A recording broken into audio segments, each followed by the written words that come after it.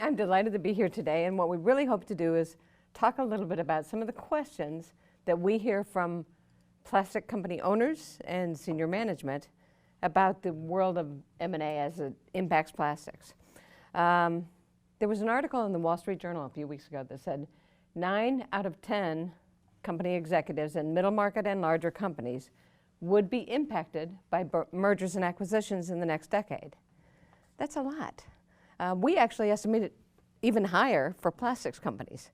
Plastics companies have a lot of M&A activity that they see all the time. It's a fact of life that companies can grow more quickly, more efficiently, and more profitably with acquisitions than they can just by their internal activities. It's kind of a way to jumpstart growth, to get new talent and access to new customer channels more quickly. If you read any news in plastics news and all of the other business publications around, you see a ton of acquisition activity in the world of plastics. Douglas Group helps owners sell, and we help them sell well. We love that business. We are very good at it, and it feels like we're doing something really kind of good for the business community at large as we do that. Business owners are kind of the heroes of the American economy to me. I mean, they sink in capital, they personally guarantee debt, they hire good people, they create jobs, they improve products, they fill the public tax coffers with dollars. They really do a lot of good things for the country. So I get kind of enthused about what we do because we help them get the ultimate reward for that effort. My teenage daughter was home from Cornell not too long ago and was sitting with a bunch of her friends around our kitchen table. She had had all these friends come into St. Louis. They were chatting about government and life in general, and I kept throwing in little comments as they talked. And finally my daughter stopped the whole conversation. She said, "You have to understand, my mom has this notion that there's some kind of healthy selfishness that's really good for the world." And I do. I really think what businesses do is very important. The perfect merger and acquisition transaction is the transaction that makes 1 + 1 become 3. It does that for a number of reasons. It may be that the companies can cross-sell to one another's customers. It may be that one company has a much stronger talent in one or resources in one channel than another. We sold a company some years ago. There was an injection molder. It was very profitable. It was growing well, but growing kind of slowly, but a good steady profit level over time. As we got to know that owner, the owner told us he had no salespeople. He had no marketing department. All of his growth was coming from good service to customers, and he was growing, but modestly. And he was kind of embarrassed to talk about that with the buyers. He was embarrassed that he had nothing. The buyers liked it. The company that bought his company had a powerful sales and marketing arm, and they were great for the company. They put them together, and in 3 years, that company had grown to 3 times its size. It was amazing. It was a perfect combination of resources. When the owner decides to sell, he often torments a little bit about when is the right time to sell. How does he know when the right time is? I would tell you that we see over time companies tend to go up pretty steadily for a time, level off a little bit, and somewhere along the way they probably drop down. The time to sell is when it's going up, somewhere in that curve. Unfortunately, that's not really the natural time to sell. Owners feel like selling when things are bad, when times are tough, when they just lost good people, those kinds of things. The time to sell really is when the trending is upward, and it makes a difference. Owners worry a lot about key employees as they contemplate sale. It makes a big difference to the owners. In fact, employees would be shocked at how very important that is to business owners. We sold a company a couple of years ago in Philadelphia.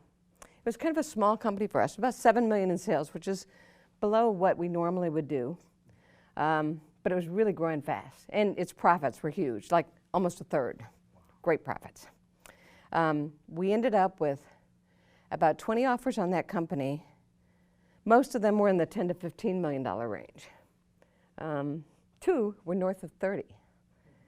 We had one for $35 million from a strategic player and one for $32 million from an equity fund.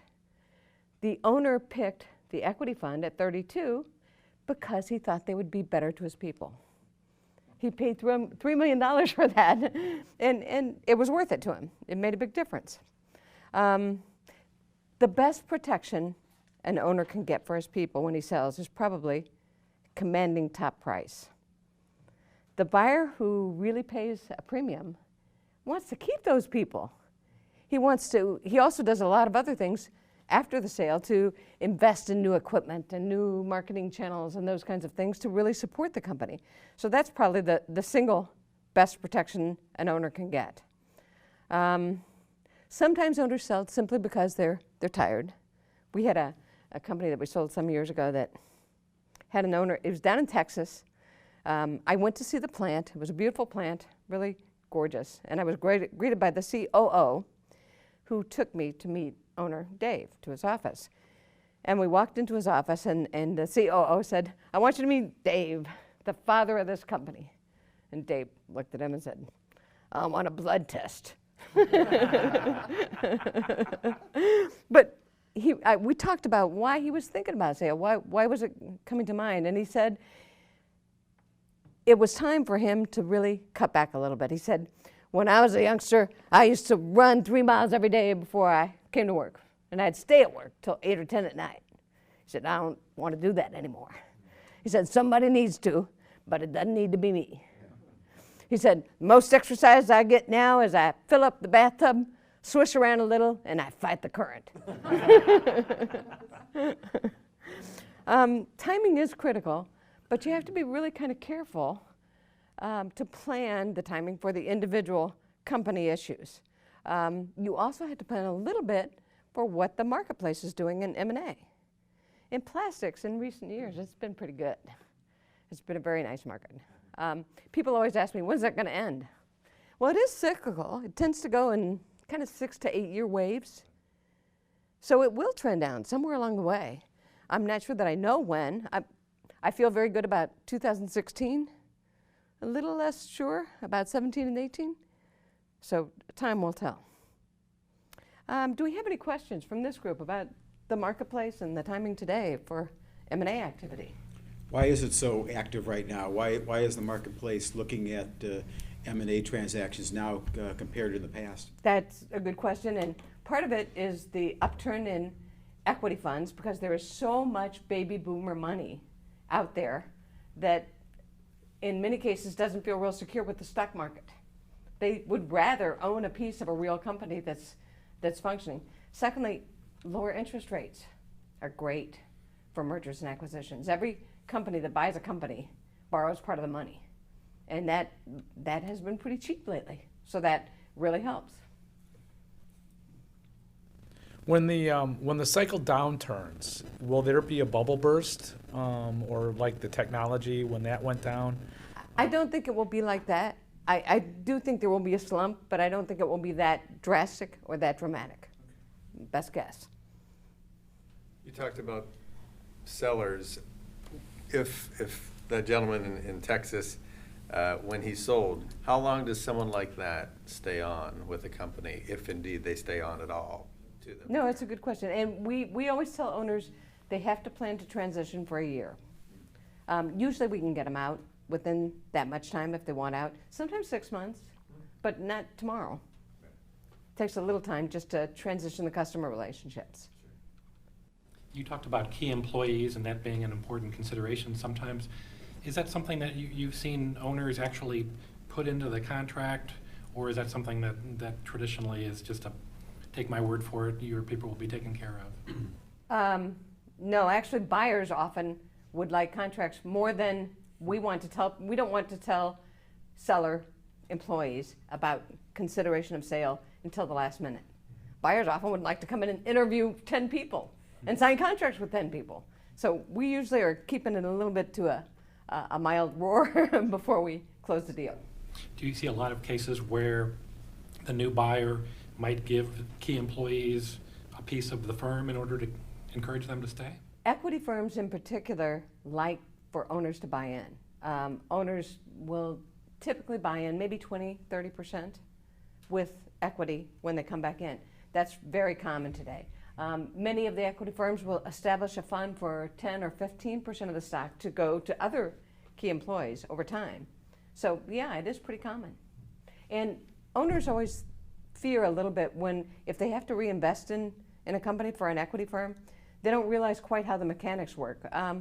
We sold a company recently for about $20 million to an equity fund. The owner wanted to reinvest and own 10%. Well, he assumed it would be 10% of 20 million, which is 2 million. It wasn't. For him to own 10%, he had to put in 10% of the equity that the equity firm put in. And they bought the company with about 10 million of debt, 10 million of equity. So he had to put in $1 million. He kept 19 million, and he owned 10% of the company. Not bad. Okay? Question. Sure. You talked about the plastics, industry in terms of M&A being strong. Are there specific end markets or segments within that are stronger that you see are going to grow or expand? There are. There are. I mean, certainly, and we'll talk a little bit about what buyers want, what they want to target a little bit more further on, but there are absolutely medical markets, some markets that are much hotter than others.